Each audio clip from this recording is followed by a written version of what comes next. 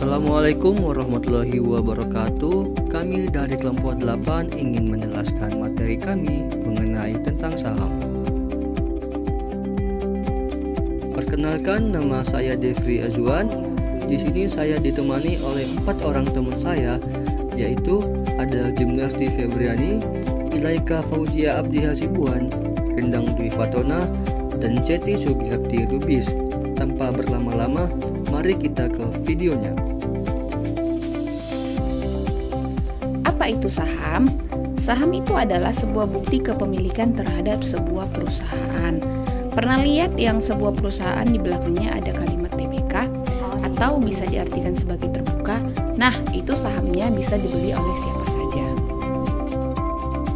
Saham juga dapat diartikan sebagai satuan hitung yang digunakan oleh para pemodal untuk menghitung berapa kepemilikan mereka. Misalkan, Andi, Bobby, dan Cinta ingin membangun sebuah perusahaan bersama, tapi mereka memiliki modal yang berbeda, yaitu Andi sebesar 50 juta, Bobby 30 juta, dan Cinta 20 juta. Nah, agar mempermudah perhitungannya, mereka memutuskan untuk mencetak saham sebanyak 100 lembar dengan nilai per lembarnya yaitu adalah 1 juta. Artinya, Andi yang punya modal 50 juta itu mempunyai 50 lembar saham, sedangkan Bobby yang punya 30 juta modal punya 30 lembar saham, serta Cinta yang hanya memiliki modal 20 juta memiliki 20 lembar saham. Setelah 1 tahun bisnis mereka berjalan, perusahaan mereka mendapatkan keuntungan senilai 1 juta. Nah, di sini saham mempermudahkan perhitungannya. Karena punya 50 lembar, Andi berhak atas 50% dari laba yang diterima perusahaannya, yaitu 5 juta. Karena cuma punya 30 lembar, Bobby punya 30% atau 3 juta. Dan sisanya Cinta, yaitu 20%. 20 lembar berarti 2 juta dari laba perusahaan. Nah, istilah ini sering kita sebut dengan pembagian dividen.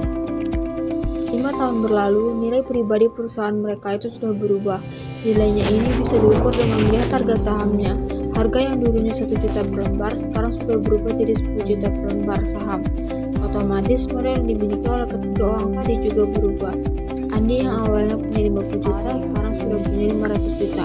Bobby yang awalnya punya 30 juta, sekarang udah jadi 300 juta. Dan Cinta yang punya 20 juta, sekarang udah jadi 200 juta. Nah, istilah ini sering kita sebut capital gain atau kenaikan dari harga saham. Nah, setelah kalian sudah mengenal saham itu seperti apa, selanjutnya saya akan menjelaskan bagaimana cara membeli saham untuk pemula secara singkat. Yang pertama, membuka rekening di perusahaan sekuritas. Kedua, menyiapkan dokumen pendukung seperti KTP, NPWP, dan lain-lain.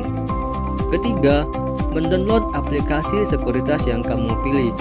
Ada banyak berbagai macam ya jenis sekuritas. Kalian bisa memilih seperti Indo Premier, Saker, Ajaib, Stockbit, dan lain-lain. Keempat, melakukan pendaftaran di aplikasi sekuritas. Kelima, menunggu informasi selanjutnya. Di sini kalian akan mendapatkan username ataupun password yang akan dikirimkan melalui email kalian. Yang keenam, pastinya menyiapkan dana untuk membeli saham. Masa iya kalian ingin membeli saham tapi tidak ada dananya?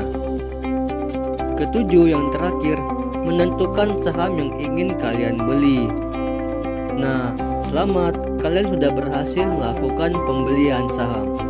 Semoga kalian disiplin atas plan yang kalian buat. Semoga kita semua selalu cuan ya.